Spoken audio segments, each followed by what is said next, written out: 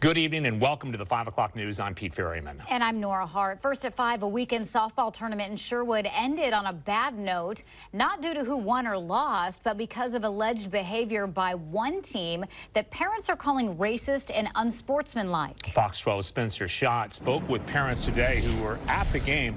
Spencer, what happened? Well, Pete, Nora, it was the championship game of the tournament on Sunday, and parents say that the players on the opposing team started barking and making monkey noises when a black pitcher took to the field.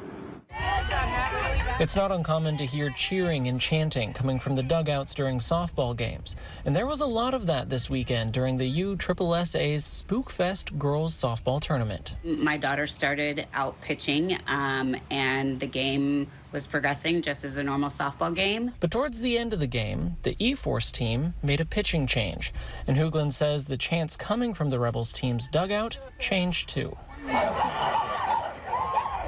She is a pitcher of color, and the opposing team's dugout started making monkey sounds as well as barking at her while she was on the mound pitching. From the stands, parents say the change in the cheers were obvious. 100%, absolutely racist. Absolutely racist. But today, when we reached out to the coaches of the Rebels softball team, they had a different explanation. In a statement, Rebels president James Heckathorn said, "It was not the intention of our players or coaches to offend anyone.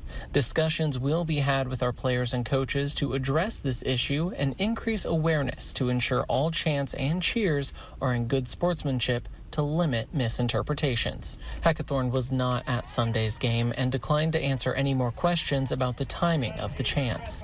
Tournament organizers were also made aware of what parents are calling unsportsmanlike conduct, and they said in a statement, USSSA does not condone any forms of racism or other unsportsmanlike conduct from any participants or attendees at our events. We have contacted the coach of the team involved, who will be reaching out to the families affected. Parents say they never want to see this happen again. It takes the players' focus away from the game. I am very proud and impressed by the pitcher, that she held her composure, did her job. However, it definitely affects our girls.